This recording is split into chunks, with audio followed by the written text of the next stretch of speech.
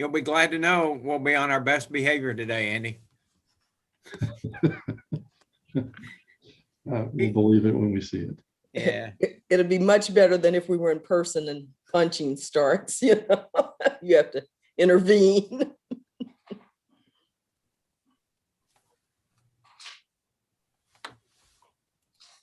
Uh-oh, where'd I go?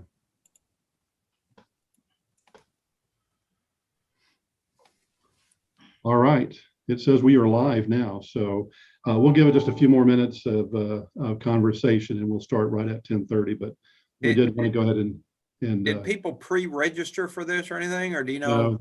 No. Our ultimate goal with these is not to have webinar kind of conversation, but rather more of an archive that we can point people to, so that whenever we're in conversation as regional staff people with a church that should know what Foundation does, we can say, here's a link to a video with the two people. It's one of the things we wanted to propose is that maybe a little bit down the road, if we could schedule office hours with one or both of you. We had some success with this, with people getting their yearbook reports done this year because it's Alex, and so Bonnie and Christy just kind of set up a Zoom link and said to everybody who wanted to know, right, we'll be in the office, come see us. Yeah. And we had about 4 or 5 churches log in that way, and so that might be a way as well to have some of that more dialogue. But this really is more the talking head kind of presentation that we were hoping to be able to offer to people, so that they know who you are, and like I said, something that we can archive and then just point people to going forward. So I think I've said this before. I asked the two of you first because I know you best, and thought, well, they'll tell me what I need to do differently next time to make this valuable for our general ministry partners and others. So Good. we know we want to have a conversation with Darnell Fennell from NBA around what he's doing, and that's more innovation than some of the stable resources. Absolutely no, we need to have Caroline and V from Week of Compassion doing one of these, and as well we need to I would really like to see if Warren Lynn and Anne Marie Moyer would be willing to do one of these from Office of Christian Vocation, because boy, you don't know that you need them until you need them, and then you need them in a hurry. So anyway. So let me ask one more kind of technical question. Are you going to be monitoring the chat bar in case there are people who ask questions during the thing? Christy's gonna be on Facebook. I can try to manage it on Facebook, but it's quite a bit to do. Okay. But we don't, like I said, nobody's watching. The 3 of us are the only 3 people in the Zoom call. So Okay. So nobody else watching this. They're watching either by YouTube or by Facebook Live. So Okay. if we get some questions, she can maybe text me, or at least monitor that, and we can follow up with them a little bit later. Yeah. Okay. Yep. All right. So it's 10:30. Let's go ahead and begin. Welcome, everyone. This is our first CCSW Disciples Connect webinar or conversation, whatever you want to call these, broadcast. I'll be playing the role of Oprah. And my host today are 2 people that I value their friendship. I value them as colleagues, as ministers, and I value the work that they do with the Christian Church Foundation. Bobby Hawley and Marilyn Fiddmont, Reverends Bobby Hawley and Marilyn Fiddmont, are vice presidents with Christian Church Foundation. And our role and our goal in these CCSW Disciples Connect conversations is to let general ministry partners that the church ought to know about talk about what they do and how they can be of service to the church. So I'm not going to try to give a long introduction of these 2 people. They promised me they would be on their best behavior. And so with that, I'll turn it over to Marilyn and Bobby and let you all say welcome You've prepared some conversation points, so we'll launch the PowerPoint here when you're ready for it. Great. Thank you, Andy. On behalf of myself and Marilyn and all of the Christian Church Foundation, it's good to be with you today. We appreciate this opportunity. Our goal is simply to give those that may not be familiar with the Christian Church Foundation an introduction to who we are and what we do, what the goal of our ministry is, and how we can partner with those throughout the life of the church. Andy already said, I'm Bobby Hawley. I'm based in Fort Worth, Texas, and serve the South Central zone of the foundation. Marilyn lives and offices in Houston and serves the Southwest zone, which includes New Mexico, Arizona, Pacific Southwest, and she also has the Northeast zone. So a little kind of bi-coastal thing going on there with Marilyn. But we are delighted. And the fact that Marilyn has lived for a long, long time in Houston, she works with some of the congregations down in that area as well. And she and I work closely together in serving the Coastal Plains area. As simply put, as I know how to say it, the mission of the Christian Church Foundation is to work with members of our church to promote the establishment and growth of permanent endowment funds that will support and sustain ministry in perpetuity. So what does that mean and how do we do it? We work with individuals and families to do inheritance and gift planning. We work with congregations as well as other regional and general church ministries and regional ministries, Juliet Fowler Homes, Inman Christian Center, Southwest Good Samaritan Ministries, general church ministries like Global Ministries, Week of Compassion, and all of the others. And we work with them to establish effective permanent fund policies. Thirdly, we work with entities to provide efficient and effective and prudent endowment fund management. And lastly, somewhat sadly, but it's a reality in the world in which we live, some congregations outlive their lifespan. They make a decision that they are no longer viable. And so we work with congregations to provide, to plan for a permanent legacy when they need to close their visible ministry. So those are really kind of an overview, the four highlights of what we do in working with individuals and working with congregations and other ministries in the life of the church. And Marilyn and I will touch on each of those four phases of our ministry over the course of the next few minutes here. First of all, to talk about the establishment and growth of permanent funds, many individuals create permanent endowment funds through direct gifts to the Christian Church Foundation. They can do that through a variety of ways, lifetime gifts, bequests from by will or by trust, charitable remainder trust, a variety of types of assets can be transferred to us. But the ultimate goal is to create a named permanent endowment fund, and the donor creates a permanent fund to gift agreement that directs us, the Christian Church Foundation, to whom we make the distributions on an annual basis based on the donor's intent, the donor's instructions, and the donor's guidance. And we honor those as if we take that as a sacred responsibility and honor those instructions from the donors.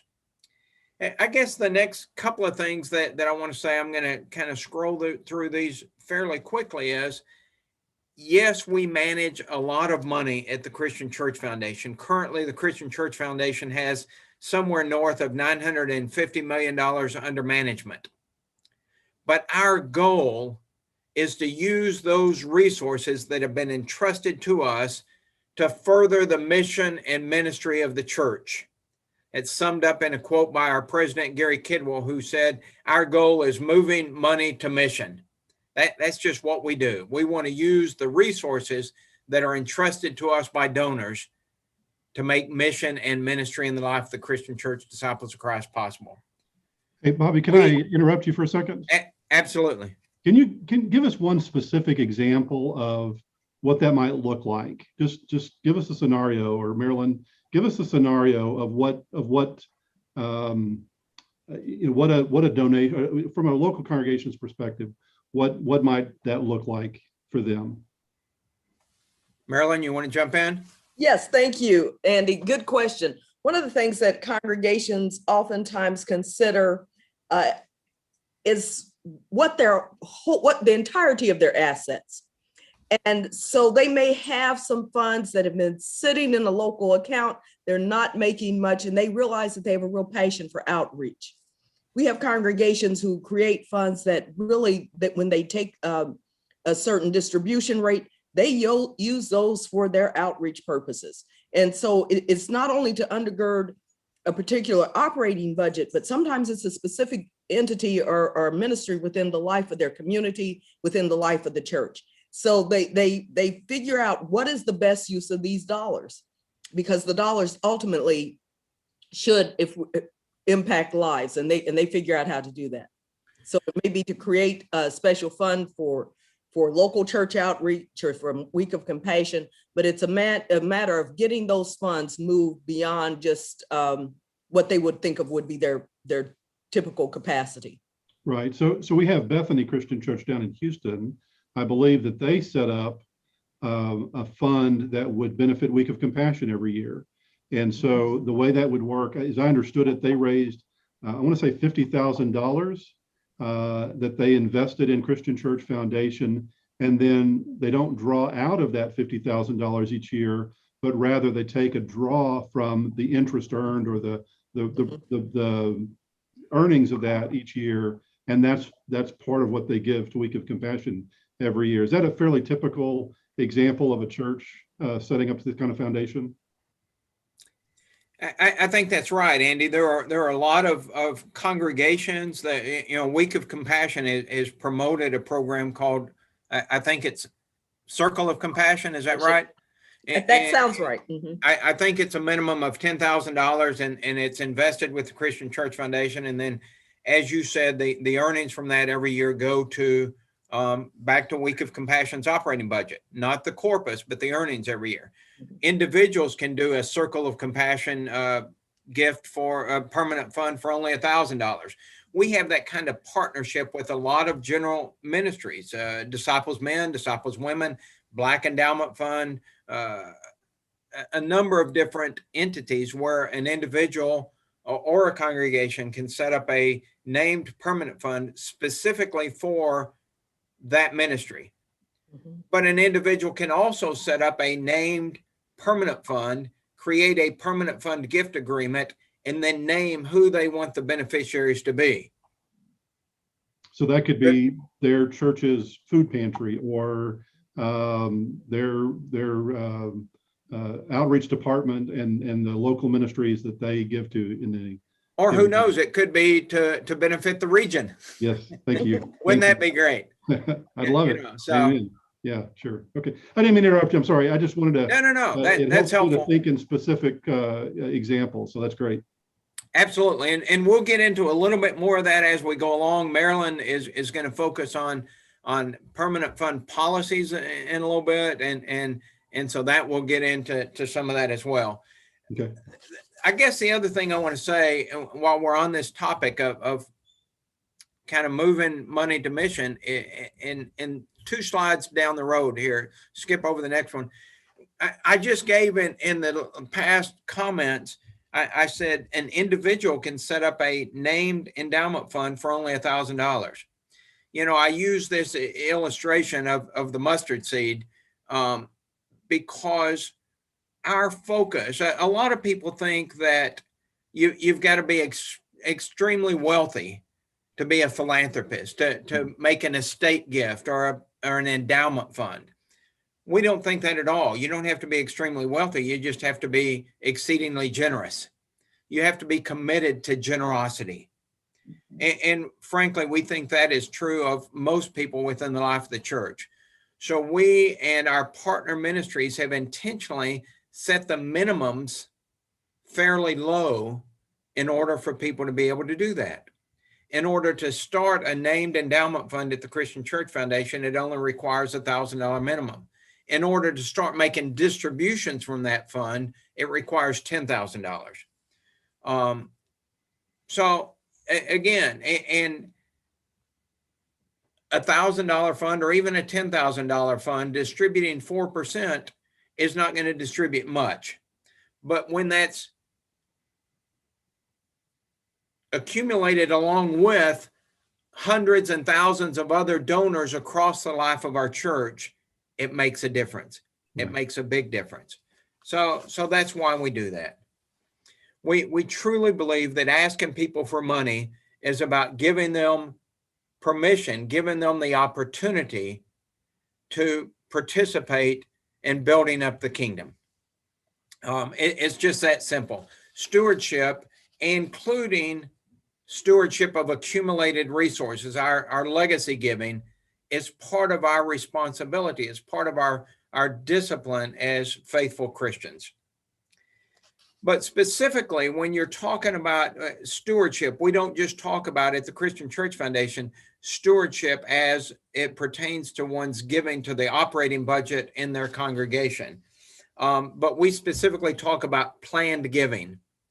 While it's not always the case, but oftentimes planned gifts require considerably more thought and preparation and planning than what goes into deciding how much you're going to pledge to your congregation's annual fund.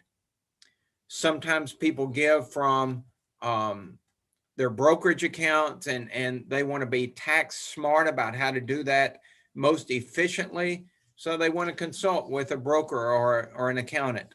Sometimes people use land or real estate. And so they want to determine the most effective way to do that. For some people, it involves charitable gift annuities or charitable trust, things that require more thought and planning than what usually goes into a gift. So that's one of the differences about what we do at the Christian Church Foundation. Next, I want to really just focus on the various ways that people can give. As I was just beginning to describe just now, some of it can be more complex, if you will, depending on the size of someone's estate, their complexity of their assets. But sometimes it's not. Sometimes it's fairly simple. People want to make a $10,000 cash gift from their accumulated assets, savings, a brokerage account. Maybe they want to transfer stock. You can give now to create a named permanent fund or to create a donor advised fund. I'm not going to go into a lot of detail about what that is, but it's one of the vehicles or instruments that is used for gifting assets. I've got up here on the slide, QCD, Qualified Charitable Distribution from an IRA, is an extremely important and helpful tool that the IRS now allows people that are 70 and a half or older to distribute as much as $100,000 a year to charity as part of their required minimum distribution and not pay taxes on it. So it's an efficient way that a lot of people have begun making gifts to permanent funds or directly to their congregations. Again, they could give it to the region. They could give it to a variety of charities or ministries that they want to support. Give later, people can, one of the primary things that we frankly promote is legacy giving through end-of-life gifts, to put plans in place now so that at your death, either through will or trust or beneficiary designation, the gifts that you want to make will flow directly to the Christian Church Foundation or to your congregation or whatever ministries you want to benefit. There are a couple of different gift instruments that I'm not going to go into detail to describe, that we describe as give now and give later. Charitable gift annuities and charitable remainder trust are ways in which you can fully, irrevocably gift an asset through the Christian Church Foundation, but you retain a lifetime interest or income from that gift annuity or from that trust. And then at your death or at the death of the donors, if it's a husband and wife, at the death of the second to die, then the remainder or residual of that gift will flow to charity. So you make the gift, but you retain an income interest in it for your lifetime. And then at your death, the residual goes to charity. So those are some important, yeah. Jump in, Marilyn. I just wanted to interject with that. Oftentimes there's a considerable tax benefit for doing that. Not only is it to create an income stream, oftentimes you need the additional income, but it also may serve as a real tax benefit for those donors. Highly appreciated assets that doing those creates the income stream, increases the benefit to the charity after lifetime. And it's a win-win, shall we say. Thanks, Bobby. Yeah, no, that's really important. Thanks for jumping in, Marilyn. I'm trying to kind of talk fast and cover as much material as we can in a relatively short period of time. And I think what you said is extremely important. Andy, what you said in your introduction, Marilyn and I are both ordained ministers. Our goal is to preach and teach about the stewardship of accumulated resources. So technically, we don't give tax advice or legal advice, but we're also gift planners. And so we work with donors to plan the most efficient way to make a gift. The way that will benefit. Just as an interjection of testimony, both with the two of you and with others from Foundation that I've worked with, I've always had, both as a local church pastor and as regional minister, I have always had the experience of believing and experiencing that I was communicating with a ministry first and asset managers second. That has always been the thing I have said about Foundation and the things I've said to Foundation. I so appreciate the fact that that's not just a slogan that's on a plaque somewhere. That has been lived out time and time and time again in my conversations with the two of you and with others. So encourage other people to interact with you as well as they're trying to make sense out of their church's resources and how to be good stewards of that. I just find the two of you great conversation partners for that work. Great, thank you. I guess the last thing I want to say kind of in this section of my presentation, then I'm going to turn it over to Marilyn in just a minute, is you can go on to that next one. As I said in my opening remarks, I'm based in Fort Worth, and my territory, if you will, covers all of Texas, Oklahoma, Arkansas, Louisiana, and Mississippi. Marilyn is based out of Houston, and she covers a wide territory: New Mexico, Arizona, Pacific Southwest, and New York, and the Northeast region. We cannot be at every congregation as much as we would like. We try to be as responsive, both by phone and email and other forms of social media to our donors and our ministers as we can. And we try to visit as often as we can. But the reality is, to truly promote inheritance or legacy giving within a congregation requires the commitment of the pastor and of committed lay leaders. So a number of years ago, we came to this realization that we can't be all things to all people, and we can't be everywhere all the time. So we created this program, if you will, that we call the mentoring model.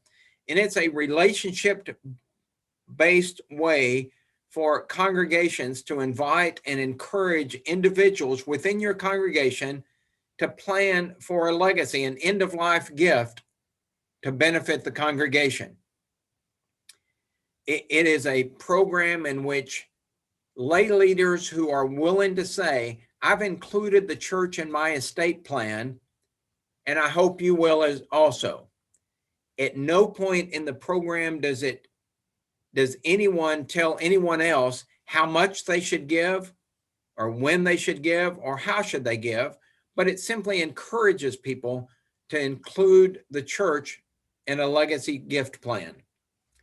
So I'm not going to go into a lot more detail about that other than to say we have resources about that. And Marilyn and I, and as you said, Andy, our other colleagues across the life of the church are available to work with pastors and lay leaders to help launch this kind of a program within a local church. The next slide goes into a little bit of detail about it, but that's really the gist of what this does. It helps put the responsibility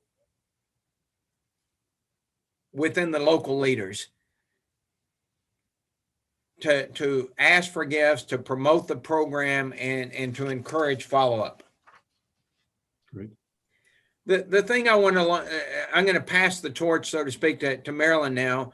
One of the things that we really talk about is, if we do our job well and we work with congregations and lay leaders, pastors, to encourage the growth of gifts, then congregations will begin to receive wills, bequests, and legacy gifts.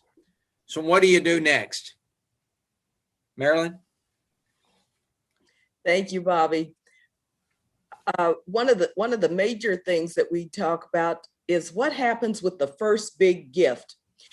We typically say within the life of the Christian Church Foundation, every congregation stands to receive a gift from an estate, maybe a gift during lifetime that is unexpected.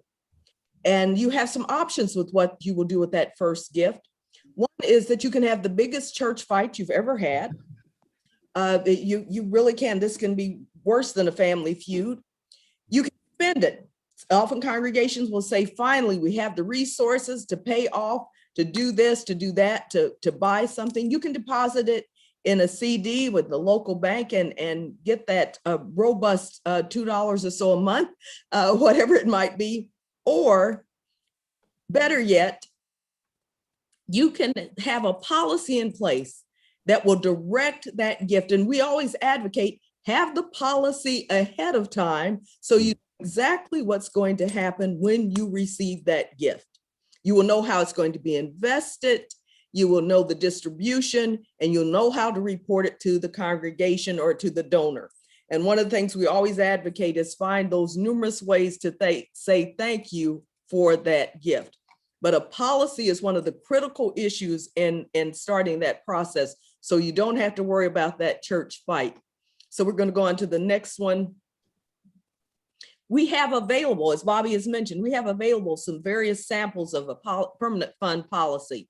One of the critical things is to say, what is the purpose of the fund? What is it designed to do? We have some language, and this can be, it serves as a model for the congregation, but you can enhance that or tweak that based on what the needs of the church may be. So you want to say what the purpose is. Why do we have this fund in the first place? What is it designed to do? The next one on the permanent fund policy, the model policy, what type of gifts? What is the congregation willing to receive and what is it not willing to receive? You think that, oh yeah, we take everything. You may not want to.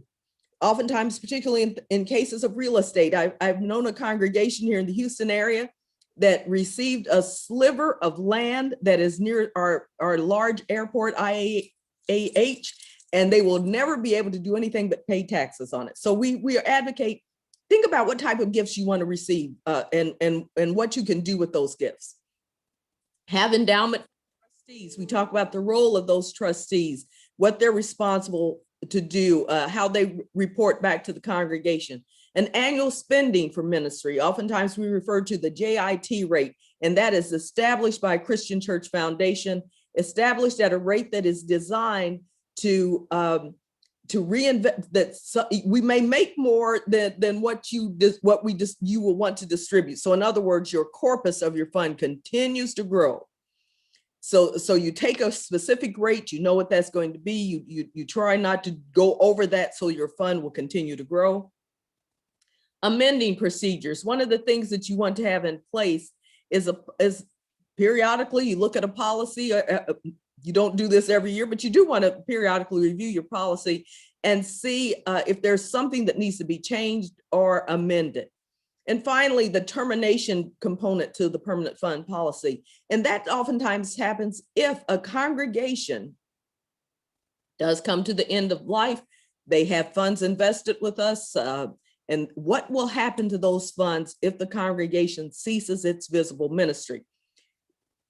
That's Marilyn, along those lines. So to give us an example of this, if a congregation had, say, $100,000 endowment or a foundation, their annual spending for ministry might be, your advice is a 4% draw, correct? Mhm. That Because is correct. on It's about average, 4%. that's going to grow by 7% on average over a course of time. And so this allows the corpus to grow and provide annual money for ministry. So on $100,000, that would be a $4,000 annual draw, roughly, that the congregation would then direct according to its values and according to the policies it's set up in this with foundation. It's determined how you're going to spend that money and how you're not going to spend that money. And then on the termination of the fund or the congregation, I know from just our experience in the last 3 years that when a church sells its building, those monies have to be entrusted to another nonprofit. They have to be distributed to another nonprofit. Is the same restrictions on a permanent fund of this nature? Are those fund monies when if the congregation concludes its visible ministry, is it are those funds need to be distributed to a nonprofit at that point? Andy, we've had that question come up, and here's what I've discovered with the congregations I've worked with, particularly in the Pacific Southwest region. They already had funds with us. And so it was an easy walk from having those in it was an easy walk to transfer those into a named permanent fund. They became a legacy congregation. One congregation had a couple of $100,000 invested. So they changed that from a fund that they owned and placed it into a permanent fund with Christian Church Foundation. It became their legacy fund. That was a pretty easy walk for them. Others may do something a little different. Bobby may have a different story, but for the ones I've worked with, as they were closing, it was an easy shift to becoming a legacy permanent fund. Bobby? Yeah, I think what Marilyn is saying is absolutely correct. But Andy, if I heard you correctly, you were asking a different question. You asked if they sell their building, sell their property, or if they have funds invested at the Christian Church Foundation, do those assets have to be distributed to another charity or not-for-profit? And if that was your question, which I think it was, the answer to that is absolutely. Right. Because the funds, the people who gave those funds to the church to begin with got a tax deduction for them, and it was given to a church, a not-for-profit. The irony is I'm laughing because I met with a small congregation in Louisiana a long time ago, maybe 10 years ago. And it was sadly, like a lot of churches, it was going through the process of terminating its ministry. And I was sitting in the living room of a lady, a matriarch of that church, and there were 8 or 10 other people in her living room sitting around visiting about the process that we're going to go through. And they wanted to just take the assets and divide it up among themselves. After all, we're the members, aren't we? You can't do that. You can't do that. We kind of take a dim view of that. Bobby monies that were given for charitable purposes have to be transferred over to another charity. Now, it doesn't have to be a church charity, frankly. We hope that it would be, because that's the way the people prior to them gave the money to build up a disciples church. So we at the Christian Church Foundation feel very strongly that those dollars ought to stay within the Christian Church Disciples of Christ. Right. But some congregations upon closing distribute their assets, or at least a part of their assets, to local charities that they have supported and felt in partnership with over the years. Right. And so, but what I'm hearing Marilyn say is they don't necessarily have to dissolve that and distribute the resources. They can set up a legacy fund, which would say a third of the dividends will go to their region, a third of their dividends will go to Week of Compassion, a third of their dividends would go to New Church, and they could set the percentages that way, and which Christian Church Foundation then execute those funds annually without there having to be one member who actually punches in the figures. Exactly. That's absolutely correct. It's a permanent fund gift agreement that continues in perpetuity. And while we want the vast majority of those distributions, as I just said, to stay within the Christian Church Disciples of Christ, they can include some non-church related qualified charity as one of the beneficiaries of their legacy fund. Habitat for Humanity or Yeah, something. yeah. Yes. Habitat, a local food bank. Mhm. We just have to verify its 501c3 status. Gotcha. Great. As Bobby is saying, oftentimes congregations, it is, thank you for including both perspectives in that, because one of the things that some congregations have done is they will go ahead with local charities that they've supported, and they have said, these are 2 years, this is what we would send you for 2 years, here it is now, this is our last gift. And oftentimes make those distributions before they formally close the doors, and to let those ministries know that how much they've appreciated them and yet want to support them. So it's kind of both, and as Bobby has said, it is a little bit of both. We literally have had meetings with folks who said, can we divide this amongst ourselves? And Andy, Bobby, orange will not be my new black. It just, so we discourage that at all costs. But it is much easier when these policies are in place. They already have funds with us. Which a lot of congregations, when they get to the termination point, they have that. And so it is a pretty simple process for us, unless some other unforeseen activities or actions, but oftentimes it can be a pretty smooth transition. Okay. I'll stop interrupting you. Go ahead. No, you're fine. One of the things we just talked about in our whole marketing component is to say thanks. Find ways to tell people thank you, especially those folks who felt that they didn't have those enormous estates, but that $1,000, any gift, I believe, is sacred because it comes from someone's sincere belief of the gospel of the local congregation, particularly, that has supported and sustained them. They may not want a lot to do a lot of show about a gift. I worked with a donor who, lovely man, sold a business and tithed his business sale, and it's created a permanent fund with a substantial amount of money and wants to remain anonymous. That happens, but those folks, letters of appreciation, visits, etc., that's always important. Some congregations really do celebrate through All Saints Day or Epiphany those folks who have left gifts to the life of the church. There are permanent wall plaques, annual listing, any number of ways that someone's name is retained within the life of the church and amongst the saints. Bobby, quick story, you know this one well. My sister and brother-in-law in Kansas City, when their son, my nephew, passed away, created a scholarship fund, and one of the major reasons was to retain his name within the life of the community. The scholarship fund is their way of saying our son still has a meaningful witness to others who are coming along. And so it's just an excellent way to remember that there are people watching those names, and it's a way of saying thank you. We can never quite do that enough. Amen.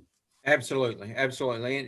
And some people will say, well, the person's already deceased. How can I thank them? You thank them in worship, even if it's just a brief sentence or two in connection with the stewardship moment. We've received a legacy gift from Mrs. Jones, who passed away a few months ago. We want to dedicate that in worship today. She may have family members sitting in the pews. Other potential donors may be watching how you do or don't show gratitude and appreciation for those kinds of gifts. So that's just important. Well, and I think that point that Marilyn made, that these are sacred gifts.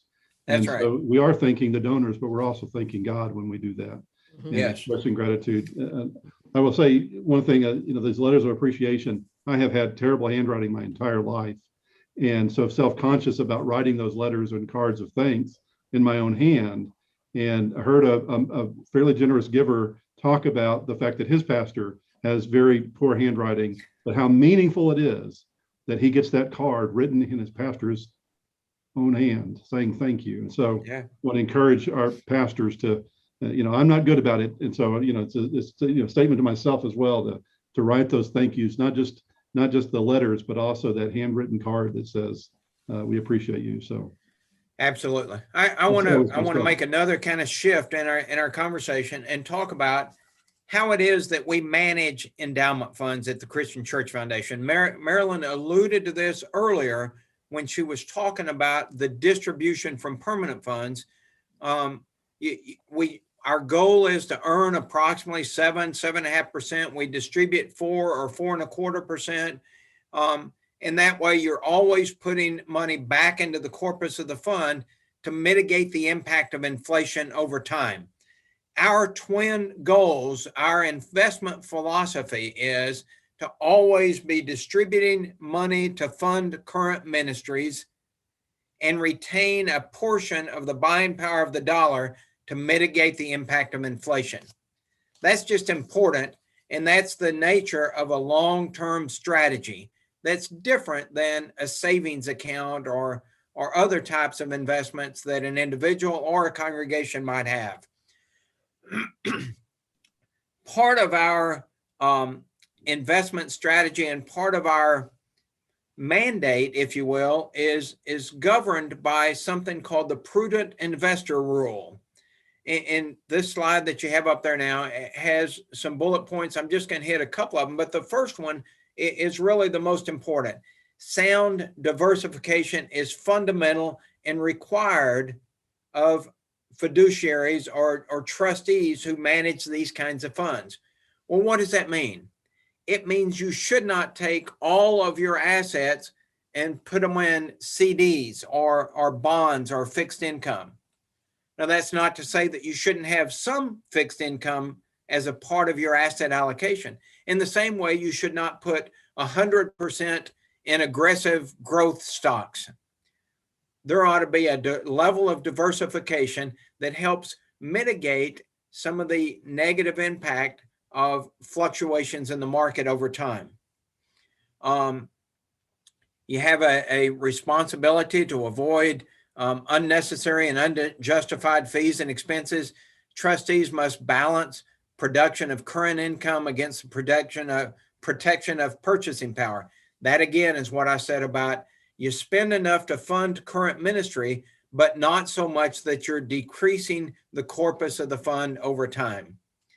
The last bullet point there, trustees have a duty to delegate decisions as prudent investors would.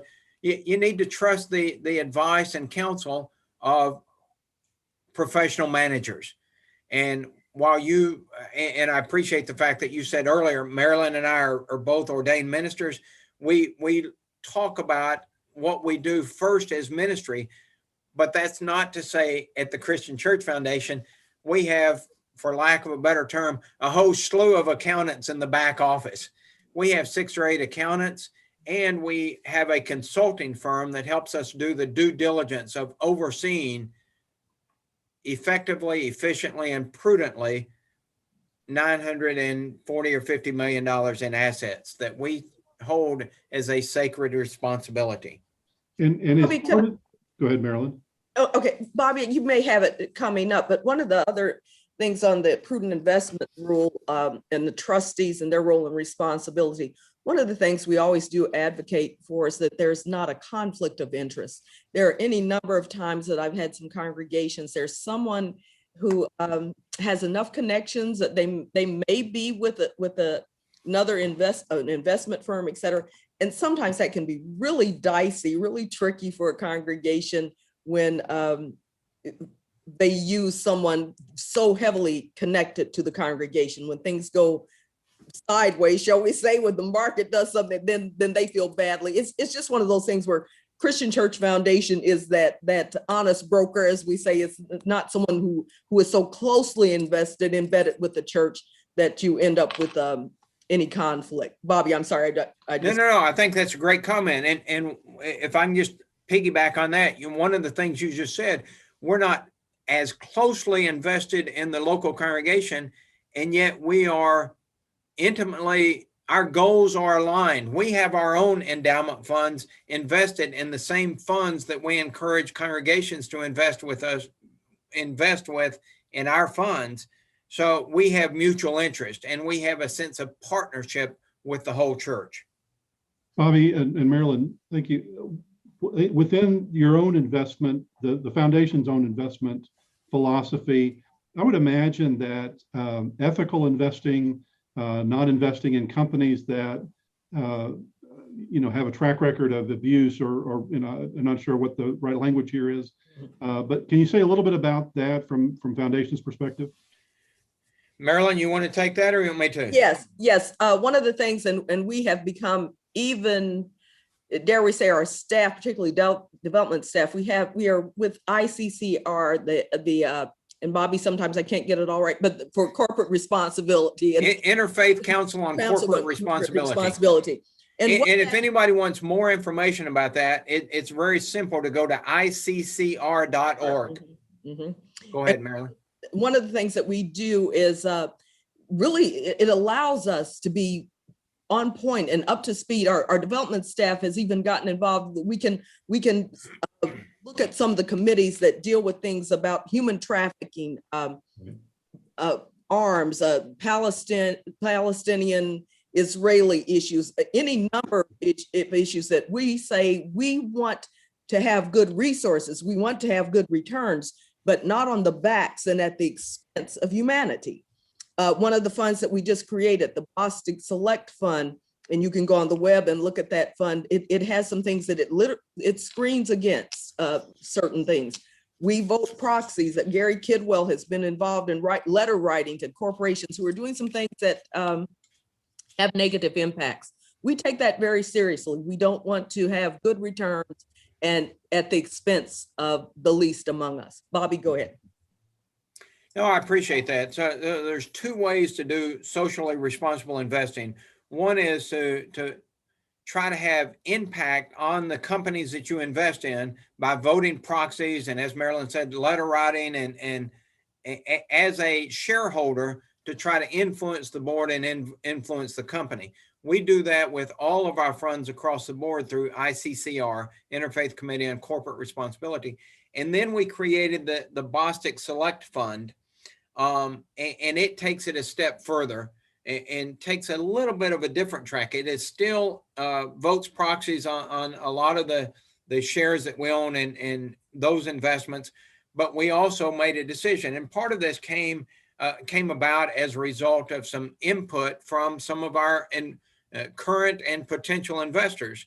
They said, we want a company we want an investment fund that does not involve investment in fossil fuel industry. We want an investment fund that does not invest in the arms race, national gun manufacturers. We want a investment fund that boycotts companies that contribute to the conflict between the Israelis and Palestinians. So the Bostic Select Fund basically excludes, it sets certain filters and excludes those companies in its investment protocol. Okay? Okay. Is that helpful? Yeah, thanks. The next slide really talks a lot about why a congregation or region or other ministry partner would want to invest with the Christian Church Foundation. And I'm going to just move on, Andy, for the sake of time. The next slide has a lot of information in it, but what I want to say about this slide is that this reflects a commitment to a strategic investment discipline. We are not involved in trying to be involved in market timing, certainly not day trading, any of those kinds of things that you hear about, but we set a discipline of establishing investment goals and strategies, return objectives, risk assessment. And from those bottom kind of tiered foundations, the risk assessment and the return objectives, then we create an asset allocation. Then we, based on our asset allocation, we select managers. And we do that in partnership with a consulting firm that helps us do manager searches.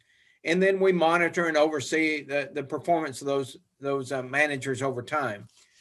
As you can see in the next several slides, and I'm not going to go into each one of these. We can actually kind of flip through the next 5 slides fairly quickly, but we've got 5 different funds that are available for congregations and other ministry partners like the region and other regional ministries to invest their endowment funds in one or more of these 5 funds.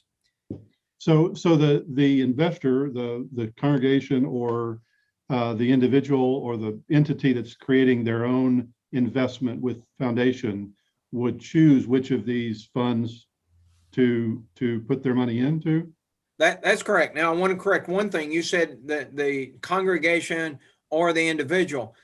Individuals cannot invest with the Christian Church Foundation. They can create named permanent funds, so it's an irrevocable gift. Okay. Congregations and other ministry partners like that have assets that have been gifted to them that then they can turn around and invest with us. Okay. For individually named permanent funds, we have a default fund, which all of new permanent funds are going to go into the Bostic Select Fund, unless a donor specifically knows about these 5 funds and says, no, I'd rather it go in the Common Balance Fund, or I'd rather it go in the Beasley Fund. Then they can direct it. But the Bostic Fund is going to be our default fund for all new individually named permanent funds. Gotcha. Congregations and other investing partners who are investing their assets with us choose which of these funds they want to invest in. Okay.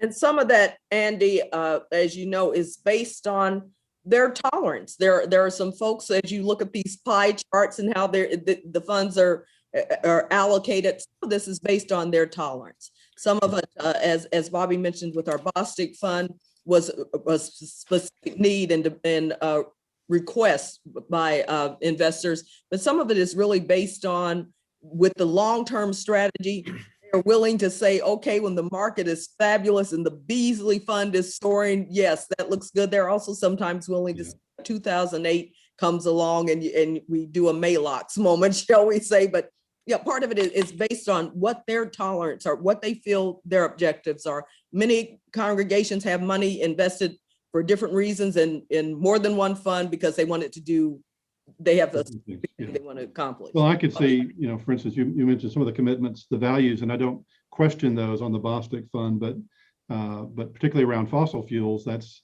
a part of Texas economy, and so that might be a place where we say, you know what, that's not as important to us.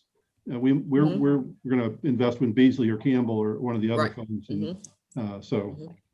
Absolutely. Some of it is regionally based. There we say some of my West Coast folks, they are thrilled with the Bostic Fund, but yeah, Texas, we know where our bread and butter comes from.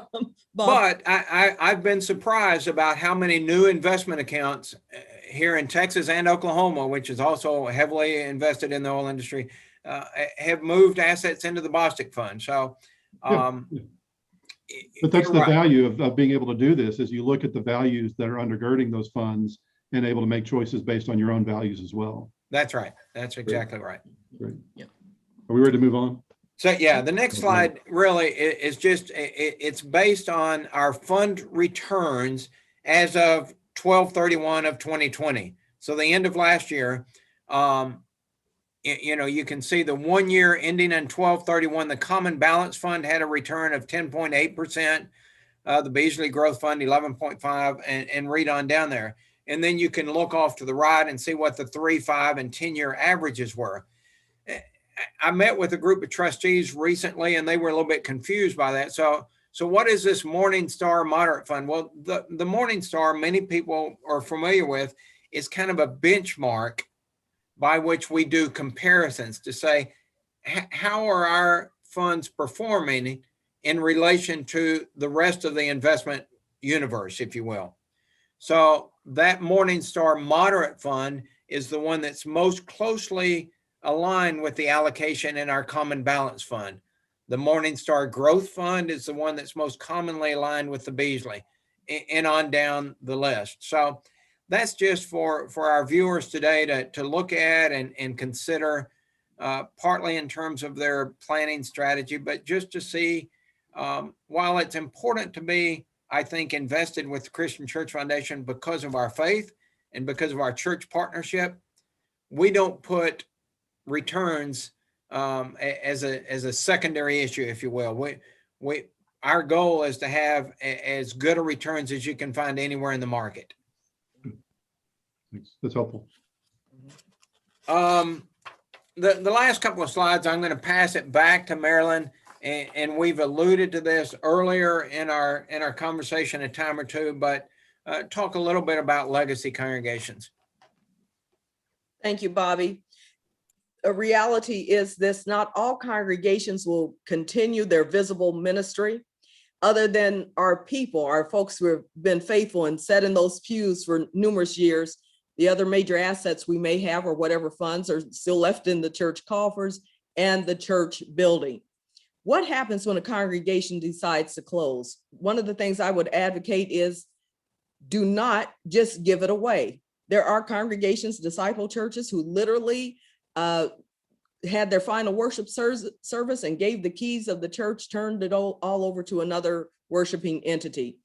And that's fine. It continues the gospel. But I would also make the case that those faithful disciples who spent years building and stewarding that community of faith, there's a way that congregation can live on. And so we do that with our legacy congregations. One of the things, Andy, you would know this well, Bobby and I both do, is that it's a delicate dance of helping the congregation make that decision, but also as we journey and walk with them is to make sure that we are available to them to help them make good decisions. One of the things that is included in that is how vulnerable a congregation can be towards the end of its lifetime. Another group may come in, we call it steeplejacking, can come in and probably within a matter of months or a very short time period, virtually take over a congregation. It has happened and it is unfortunate. So we have some documents that we have. One of them is called a termination clause. We really encourage a congregation to have some things in place to protect their assets while they are making that decision. And they can partner with the region, our area, to make sure that they are involved all along the way so that the church in a vulnerable position is not met with, dare we say, a takeover. What can happen then as the church goes through a closing process, we have some resources to help make all those decisions, what to do with some physical assets, pianos and pews and Bibles, et cetera, that can be shared with others. And that process of creating a permanent fund agreement, a legacy fund gift agreement, where those things can be distributed, how that permanent fund will do, as we've talked about all through this meeting, can distribute to those ministries that the congregation has felt strongly about. Sometimes it may be all to one particular entity, but oftentimes there are several things that a congregation has supported and they continue to support through the legacy concept, the permanent fund legacy gift agreement. Marilyn, can I jump in and Sure. make one other comment about closing congregations?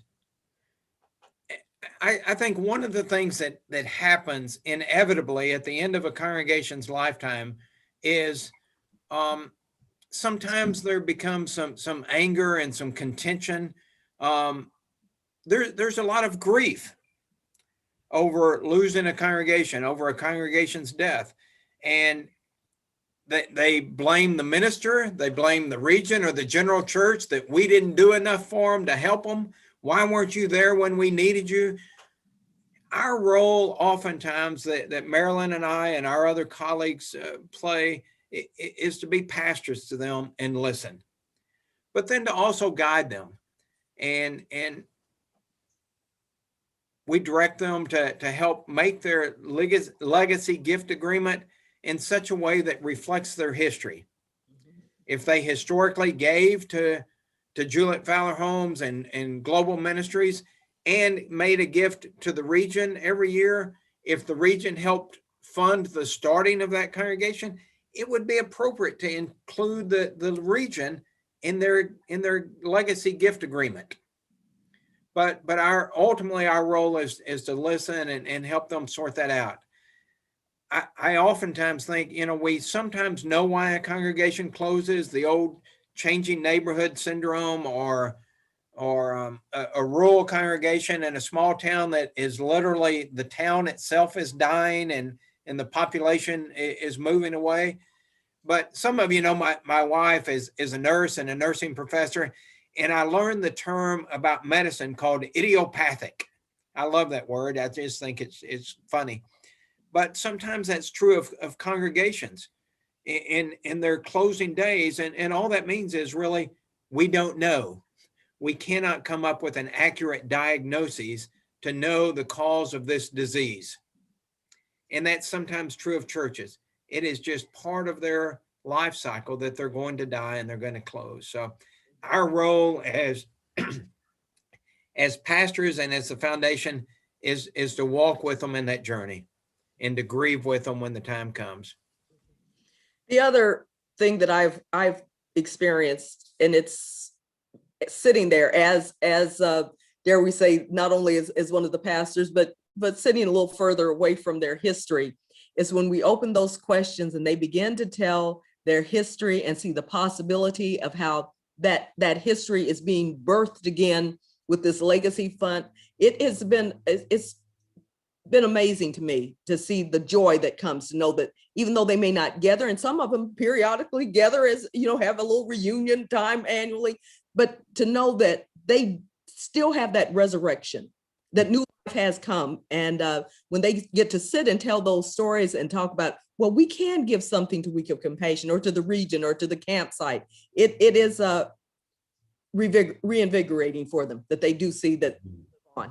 And I'm grateful that Christian Church Foundation is an avenue that can work along with our regional partners, walk congregations through that process. Amen. Bobby, Marilyn, thank you so much for your time. We've been doing this about an hour, and that's about as much as we can sustain, I suspect. This is a lot of your time, and I really am grateful for it. I'm going to put the contact information up here on the screen real quick.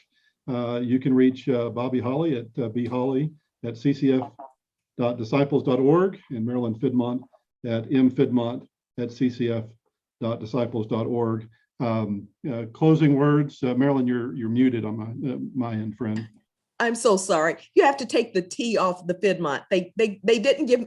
There really is a T, but not for my email. Okay. Yeah, take a T off for me. Fiddmont. Thank you. No T. Yeah. Thank you. Thank you. But reach out to these two great folk if you are in those spaces. And I'm imagining that we might get a few people who are not part of the Christian Church in the Southwest, so not in New Mexico or not in Texas. And so they could call the foundation itself and find out who is the Bobby or Marilyn in their neck of the woods, I'm sure. So, but again, thank you both very much. If it's okay, I'd like to conclude us in prayer. And you guys want to say some final words, but I'd like to close us in prayer. It has been a joy to be in ministry and partnership, not only with you, Andy, and Bobby, but with the wonderful people and congregations we meet. It has been a great joy. Thank you, Andy. Yeah, thank you. God bless.